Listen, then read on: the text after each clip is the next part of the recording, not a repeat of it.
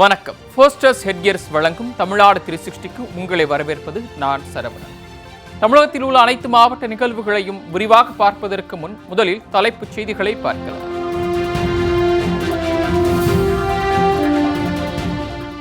ஆயிரக்கணக்கான பெண்கள் இணைந்து படைத்த உலக சாதனை.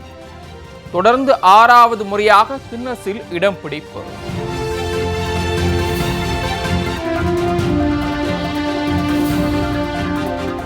திருவெரும்பூர் மக்களின் நீண்ட நாள் கோரிக்கை நிறைவேற்றம். சென்னைக்கு புதிய பேருந்து வழித்தடத்தை தொடங்கி வைத்தார் அமைச்சர் அன்பில் மகேஷ்.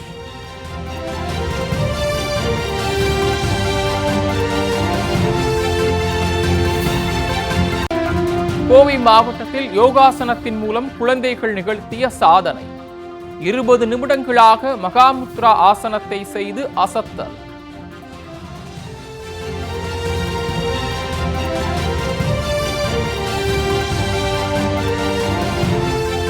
பழனி முருகன் கோயில் சுற்றுச்சுவரை இடித்ததால் சலசலப்பு. 20க்கும் மேற்பட்ட வார்டு கவுன்சிலர்கள் கோயில் நிர்வாகிகளுடன் வாக்குவாதம்.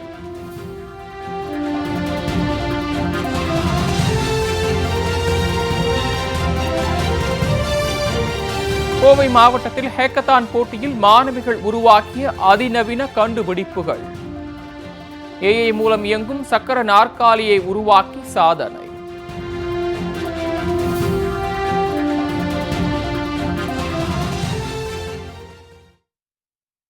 இனி செய்திகளை விரிவாக பார்க்கலாம். 6 வயது முதல் 90 வயது வரையிலான பெண்கள் ஆயிரக்கணக்கானோர் இணைந்து குரோக்கெட் எனப்படும் கொக்கி பின்னலில் கின்னஸ் சாதனை படைத்திருக்கின்றனர். குரோச்செட் எனப்படும் கொக்கி பின்னல் மூலமாக ஆயிரக்கணக்கான பெண்கள் இதுவரை 5 முறை கின்னஸ் உலக சாதனை படைத்திருந்தனர். இந்நிலையில் செங்கல்பட்டு மாவட்டம் காட்டாங்குளத்தூரில் தனியார் கல்லூரி மைதானத்தில் மதர் இண்டியன்ஸ் கோர்ச்செட் குயின்ஸ் 6வது முறையாக உலக சாதனை நிகழ்ச்சி நடைபெற்றது. 6 வயது முதல் 90 வயது வரையிலானோர் 1000க்கும் மேற்பட்டோர் கலந்து கொண்டு 1,581 கிரானி ஸ்கொயர்ஸ்களை பின்னி அதனை பார்வைக்கு வைத்தனர்.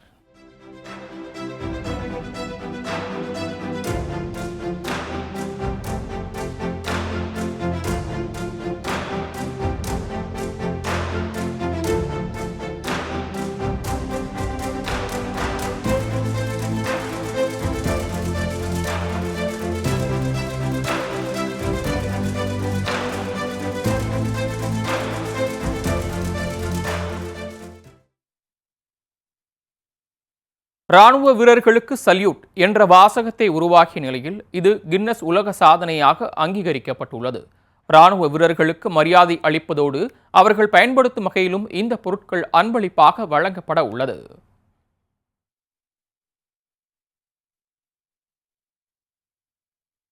திருச்சி மாவட்டம் திருவெரும்பூர் பகுதி மக்களின் நீண்ட நாள் கோரிக்கையான புதிய பேருந்து வழித்தடத்தை அமைச்சர் அன்பில் மகேஷ் தொடங்கி வைத்தார்.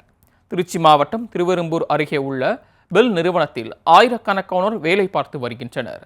உள்ளூர் மட்டுமல்லாமல் வெளியூர்களிலிருந்தும் வந்து வேலை பார்த்து வரும் நிலையில் இங்கிருந்து சென்னைக்கு புதிய பேருந்து வழித்தடத்தை அமைத்து தருமாறு கோரிக்கை விடுத்திருந்தனர். இந்நிலையில் ஊழியர்களின் கோரிக்கைகளை ஏற்று பெல் டவுன்ஷிப்பில் இருந்து சென்னை கிளாம்பாக்கம் பேருந்து நிலையம் வரை புதிய வழித்தடத்தில் பேருந்து வசதி தொடங்கப்பட்டது. இதனை தமிழக பள்ளி கல்வித்துறை அமைச்சர் அன்பில் மகேஷ் பொய்யாமொழி தொடங்கி வைத்தார். இந்த பேருந்து நாள்தோறும் இரவு 10 மணிக்கு பெல் டவுன்ஷிப்பில் இருந்து கிளாம்பாக்கத்திற்கு புறப்படும். அதே போல மறுமார்க்கமாக காலை 9 மணிக்கு புறப்பட்டு மாலை 4:55 மணிக்கு பெல் டவுன்ஷிப்பை வந்தடையும். நீண்ட நாள் கோரிக்கையை ஏற்று பேருந்து வசதி அமைத்து கொடுத்ததற்காக திருவெரும்பூர் பகுதி மக்கள் மற்றும் தனியார் நிறுவன ஊழியர்கள் அரசுக்கு நன்றி தெரிவித்தனர். இதேபோல திருச்சிராப்பள்ளி மாநகராட்சி 3வது மண்டலம் வார்டு எண் 39 மற்றும் 40 ஆகிய பகுதிகளை இணைக்கும் கவுருக்கரை வாய்க்காலின் குறுக்கே புதிய பாலம் கட்டப்பட்டு அதனையும் அமைச்சர் அன்பில் மகேஷ் திறந்து வைத்தார்.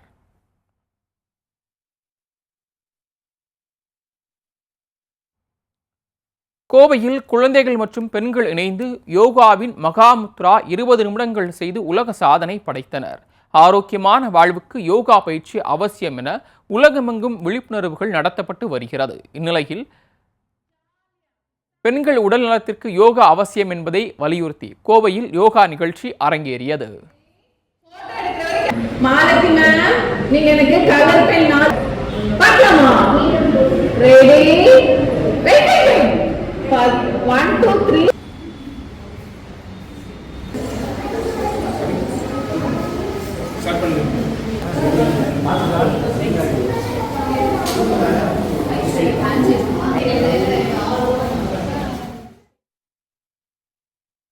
கோவை மாவட்டம் சரவணம்பட்டியில் உள்ள நலம் யோகா மையத்தில் 50க்கும் மேற்பட்ட குழந்தைகள் மற்றும் 10ற்கும் மேற்பட்ட பெண்கள் யோகா செய்து அசத்தினர். குறிப்பாக யோகாவின் மகாமுத்ரா என்பதை 20 நிமிடங்கள் தொடர்ந்து செய்ததன் மூலமாக உலக சாதனை படைத்தனர். இதுகுறித்து பள்ளி தாளாளர் மாலதி முரளிகிருஷ்ணன் கூறும்போது, குழந்தைகளின் பெற்றோர்கள் ஒத்துழைப்பு தந்ததுதான் இந்த சாதனைக்கு முக்கிய காரணம் என்று தெரிவித்தார்.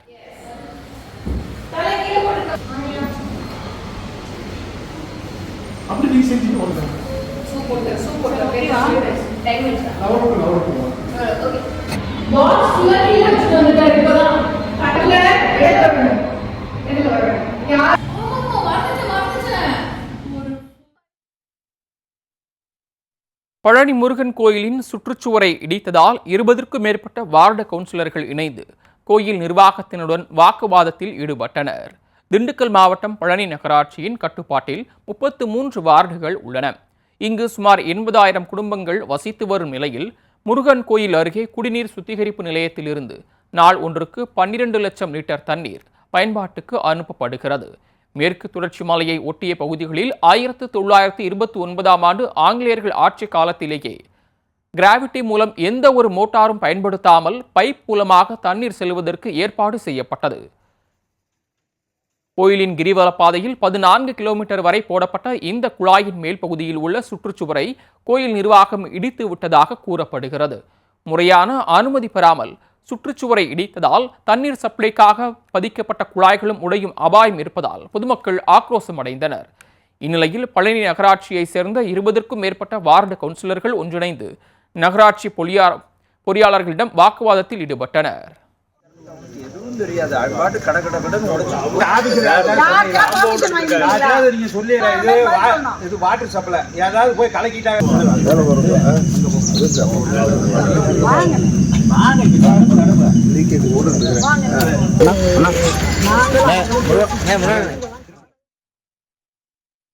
இதுகுறித்து வட்டாட்சியர் பிரசன்னா நகரமன்ற தலைவர் உமா மகேஸ்வரியிடம் பேச்சுவார்த்தை நடத்தினார். இந்த பிரச்சினை குறித்து கோயில் அதிகாரிகளிடம் பேச்சுவார்த்தை நடத்தப்படும் என வட்டாட்சியர் சார்பில் தெரிவிக்கப்பட்டது.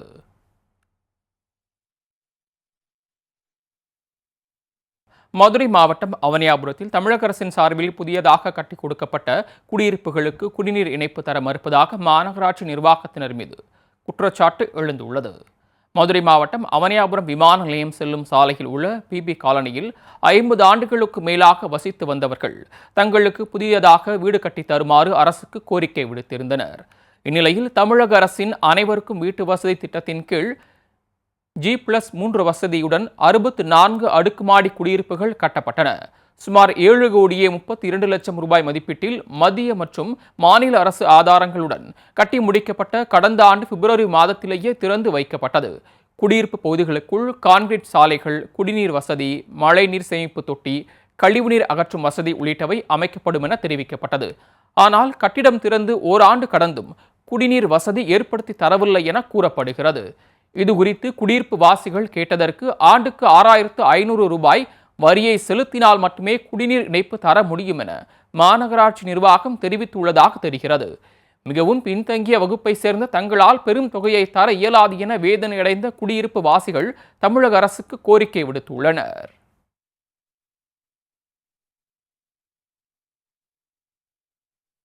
உடுமலைப்பேட்டை பேருந்து நிலையத்தில் பல ஆண்டுகளாக பூட்டப்பட்டே கிடக்கும் தாய்மார்கள் பாலூட்டும் அறையை திறக்குமாறு அப்பகுதி மக்கள் கோரிக்கை விடுத்துள்ளனர். திருப்பூர் மாவட்டம் உடுமலை மத்திய பேருந்து நிலையத்தில் கடந்த 2015ஆம் ஆண்டு தாய்மார்கள் பாலூட்டும் அறை கட்டப்பட்டது. அதிமுக ஆட்சி காலத்தில் கட்டப்பட்ட இந்த தாய்மார்கள் பாலூட்டும் அறை திட்டம் மக்கள் மத்தியில் நல்ல வரவேற்பை பெற்றது. இந்நிலையில் கடந்த சில மாதங்களாகவே உடுமலை பேருந்து நிலையத்தில் உள்ள பாலூட்டும் அறையானது திறக்கப்படாமலேயே இருப்பதாக கூறப்படுகிறது. நகராட்சி நிர்வாகத்தால் போதிய பராமரிப்பு இல்லாததே இதற்கு காரணம் என அப்பகுதியினர் தெரிவித்து வருகின்றனர். பேருந்துக்காக வரும் தாய்மார்கள் தங்கள் குழந்தைகளுக்கு பாலூட்டுவதற்கு முடியாமல் தவித்து வருவதும் நாள்தோறும் நிகழ்கிறது. ஆண்களுக்கென கட்டப்பட்ட சுகாதார வளாகமும் முறையான பராமரிப்பு இல்லாததால் துர்நாற்றம் வீசி வருகிறது. ஆக உடுமலை மத்திய பேருந்து நிலையத்தில் தாய்மார்கள் பாலூட்டும் அறையை மீண்டும் திறந்து வைக்க வேண்டும் என, மேலும் அடிப்படை வசதிகளை செய்து தருமாறும் பொதுமக்களும் சமூக ஆர்வலர்களும் கோரிக்கை விடுத்து வருகின்றனர்.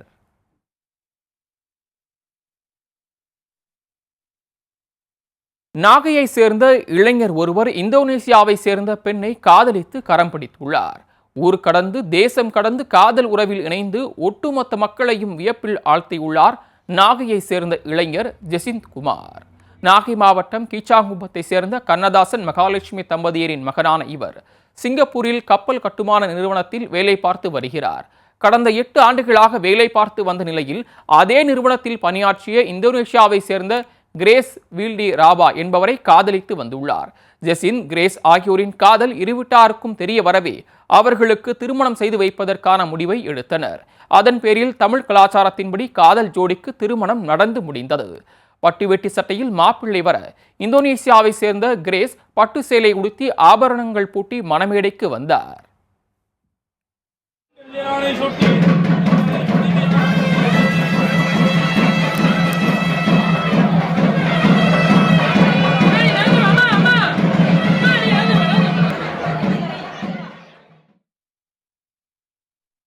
உறவினர்கள் புடைசூழ மணமேடைக்கு வந்த மணமக்களுக்கு தமிழ் முறைப்படி திருமணம் நடந்து முடிந்தது. கடல் கடந்து நாடு கடந்து இந்தோனேஷியா பெண்ணை கரம் பிடித்த தமிழக இளைஞரை உறவினர்கள் அப்பகுதியினர் அனைவரும் மனதார வாழ்த்தினர்.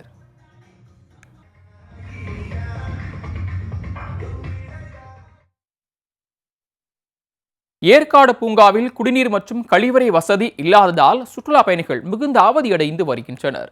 சேலம் மாவட்டம் ஏற்காட்டுக்கு வெளியூர் மற்றும் வெளி மாநிலங்களில் இருந்தும் சுற்றுலா பயணிகள் ஏராளமானோர் வருவது வழக்கம். தமிழகத்தின் முக்கியமான சுற்றுலா தலங்களில் ஒன்றான ஏற்காடு அண்ணா பூங்காவில் மலர் கண்காட்சி நடத்தப்பட்டு வருகிறது. இந்நிலையில் இந்த மலர் கண்காட்சியை காண்பதற்காக வரும் சுற்றுலா பயணிகளுக்கு குடிநீர் வசதி மற்றும் கழிவறை வசதி இல்லை என குற்றச்சாட்டு எழுந்துள்ளது. கழிவறையை புதுப்பிப்பதாக கூறி கடந்த ஆண்டு ஏப்ரல் மாதமே பணிகள் தொடங்கப்பட்டன. ஆனால் ஓராண்டு நிறைவடைந்தும் கட்டிடப் பணிகள் நிறைவடையாமல் பாதியிலேயே நிற்கிறது. இதனிடையே அமைக்கப்பட்ட தற்காலிக கழிவறைகளும் தற்போது அகற்றப்பட்டு விட்டதால் சுற்றுலா பயணிகள் கழிவறை வசதியின்றி தவித்து வருகின்றனர். கடந்த 2 மாதங்களுக்கு முன்பு மாவட்ட ஆட்சியர் பிருந்தாதேவி 1 மாதத்திலேயே பணிகள் எல்லாம் முடிந்துவிடும் என தெரிவித்திருந்தார். ஆனால் பணிகள் இன்னும் முழுமை பெறாததால் அப்பகுதியினர் விரக்தி அடைந்துள்ளனர். பூங்காவுக்கு நுழைவு கட்டணமாக நபர் ஒருவருக்கு 40 ரூபாய் வசூலிக்கப்பட்டாலும் உள்ளே எந்த ஒரு அடிப்படை வசதியும் இல்லாததால் விரக்தியடைந்ததாக புலம்புகின்றனர் வருகை தருவோர்.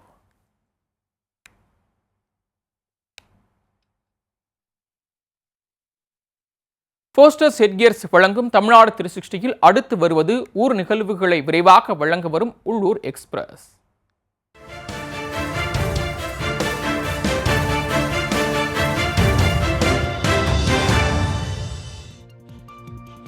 திருவாலங்காடு பகுதியில் உள்ள பஞ்சராட்சர கணபதி கோயிலில் 108 சங்காபிஷேக விழா நடைபெற்றது. மயிலாடுதுறை மாவட்டம் திருவாலங்காடு சந்திரகுளத்தின் கரையில் அமைந்துள்ள பஞ்சராட்ச கணபதி கோயிலில் கடந்த ஜனவரி மாதம் 19ஆம் தேதி கும்பாபிஷேகம் நடைபெற்றது. இதனைத் தொடர்ந்து 48 நாட்கள் மண்டல அபிஷேகம் நடைபெற்ற நிலையில் 108 சங்காபிஷேகம் செய்யப்பட்டது. பின்னர் 12 அடி உயரத்தில் அமைந்துள்ள முருகன் சிலைக்கு பாலாபிஷேகம் நடத்தப்பட்டது. இதில் பக்தர்கள் பலரும் பங்கேற்று வழிபட்டனர்.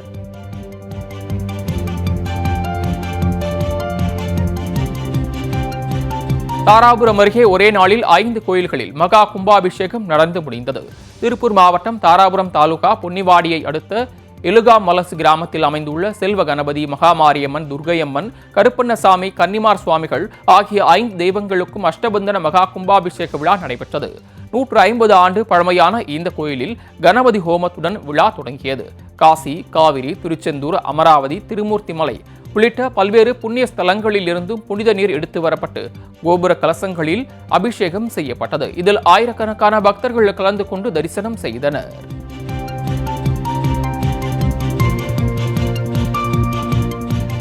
நெல்லை மாவட்டம் வள்ளியூரில் உள்ள ஐயா வைகுண்டர் வளர்ப்பதியில் 15ஆம் ஆண்டு மாசி திருவிழா கோலாகலமாக நடைபெற்றது. விழாவையொட்டி காலையில் பணிவிடை பூஜை, மதியம் உச்சிப்படிப்பு மற்றும் அன்னதர்ம பூஜை, மாலையில் உச்சிப்படிப்பு, உகப்பாட்டு நடைபெற்றது. 3 நாட்கள் நடந்த இந்த விழாவின் முடிவில் ஐயா வைகுண்டர் இந்திர வாகனத்தில் எழுந்தருளினார். செண்டை மேளம் முழங்க கோலாட்டத்துடன் நடந்த சப்பர பவனியில் பக்தர்கள் ஏராளமானோர் கலந்து கொண்டு ஐயா வைகுண்டரை தரிசனம் செய்தனர்.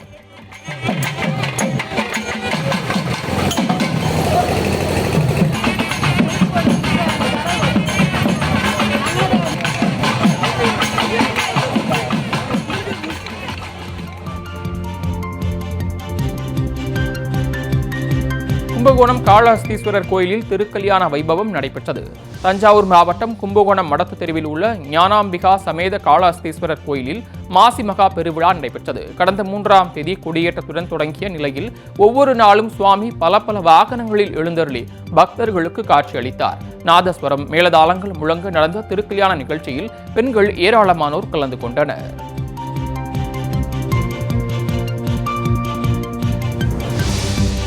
தூத்துக்குடி மாவட்டத்தில் நடந்த தாலிக்கு தங்கம் வழங்கும் நிகழ்ச்சியில் அமைச்சர் கீதா ஜீவன் பங்கேற்றார். சமூக நலன் மற்றும் மகளிர் உரிமைத்துறை சார்பில் நடந்த இந்த நிகழ்ச்சியில் 276 பயனாளிகளுக்கு தங்க நாணயம் மற்றும் நிதியுதவி வழங்கப்பட்டது. நிகழ்ச்சியின் முடிவில் அமைச்சர் கீதா ஜீவன் தமிழக முதல்வரின் திட்டங்கள் குறித்து பேசினார். பெண்களுக்கு கட்டணமில்லா பேருந்து, பள்ளிகளில் காலை உணவு திட்டம், பெண்களுக்கு மாதந்தோறும் உதவித்தொகை போன்ற திட்டத்தை இந்தியாவின் 12 மாநிலங்களின் முதலமைச்சர்களும் பின்பற்றுவதாக பெருமிதம் அடைந்தார்.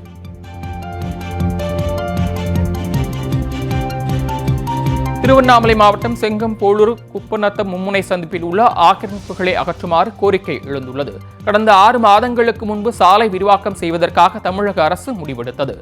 இந்நிலையில் இந்த சாலையின் இருபுறங்களிலும் வியாபாரிகள் சிறு கடைகள் அமைத்ததால் போக்குவரத்துக்கு இடையூறாக ஏற்படுவதாக குற்றச்சாட்டு எழுந்தது. இதன் காரணமாக ஆக்கிரமிப்புகளை அகற்றி தருமாறு சமூக ஆர்வலர்கள் அரசிற்கு கோரிக்கை விடுத்து வருகின்றனர்.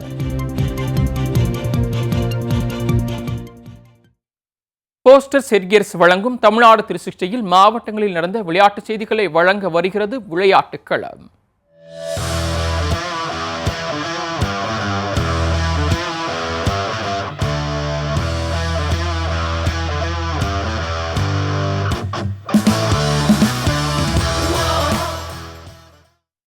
குளித்தலை தனியார் மெட்ரிக் பள்ளியில் மாணவிகளுக்கு சிலம்ப போட்டி நடைபெற்றது. கரூர் மாவட்டம் குளித்தலை அருகே வைப்புதூரில் உள்ள தனியார் மெட்ரிக் மேல்நிலைப் பள்ளியில் உலக மகளிர் தின விழா கொண்டாடப்பட்டது. இதில் பஞ்சபூத சர்வதேச சிலம்பம் சார்பில் சிலம்பாட்ட போட்டிகள் நடைபெற்ற நிலையில் இதில் மாணவிகள் ஏராளமானோர் ஆர்வத்துடன் பங்கேற்றனர். சாந்து பொட்டு ஒரு சந்தன பொட்டு எடுத்து வச்சுக்கமா. ஒற்றை சிலம்பம், இரட்டை சிலம்பம், கத்தி சுருள்வாள் மற்றும் மான்கொம்பு உள்ளிட்டவற்றை மாணவர்கள் அனாயாசமாக கையாண்டு காண்போரை வியப்பில் ஆழ்த்தினர்.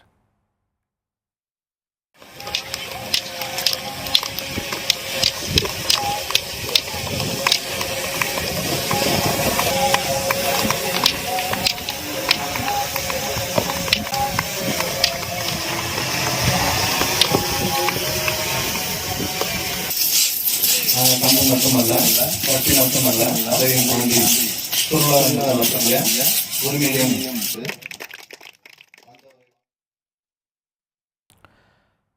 பஞ்சபுதா சிலம்ப பயிற்சி தலைமை பயிற்சியாளர் சதீஷ்குமார் தலைமை வகிக்க கரூர் மாவட்ட முதன்மை பயிற்சியாளர் கதிரேசன் முன்னிலை வகித்தார். மேலும் சிறப்பு அழைப்பாளராக குளித்தலை சட்டம் ஒழுங்கு காவல் சப் இன்ஸ்பெக்டர் கிரி, போக்குவரத்து இன்ஸ்பெக்டர் விஜயகுமார் பங்கேற்று வெற்றி பெற்ற மாணவர்களுக்கு பரிசுகளை வழங்கினர்.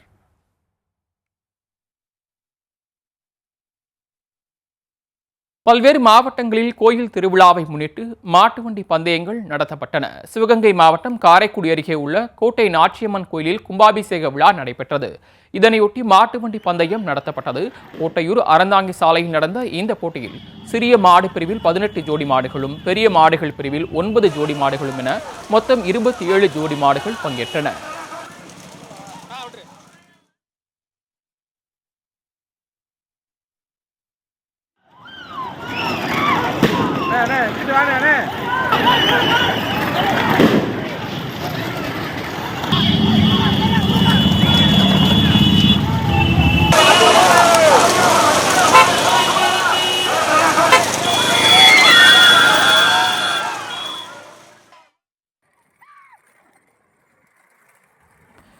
இதேபோல ராமநாதபுரம் மாவட்டம் கமுதி அருகே துத்தநத்தம் கிராமத்தில் உள்ள அழகுவள்ளி அம்மன் கோணம்மன் கோயிலில் மாசி களரி திருவிழா நடைபெற்றது. இதனை முன்னிட்டு நடத்தப்பட்ட மாட்டு வண்டி பந்தயத்தில் 60 ஜோடி மாடுகள் பங்கேற்றன.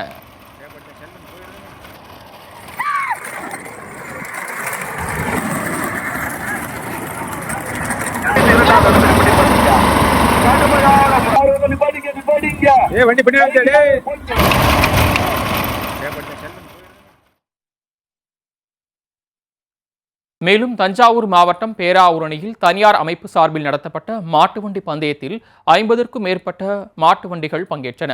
வெவ்வேறு பகுதிகளில் நடத்தப்பட்ட இந்த பந்தயங்களை பொதுமக்கள் ஆர்வமுடன் ரசித்தனர். போட்டியின் முடிவில் வெற்றி பெற்ற வீரர்களுக்கும் காளைகளுக்கும் பரிசுகள் வழங்கி கௌரவிக்கப்பட்டன.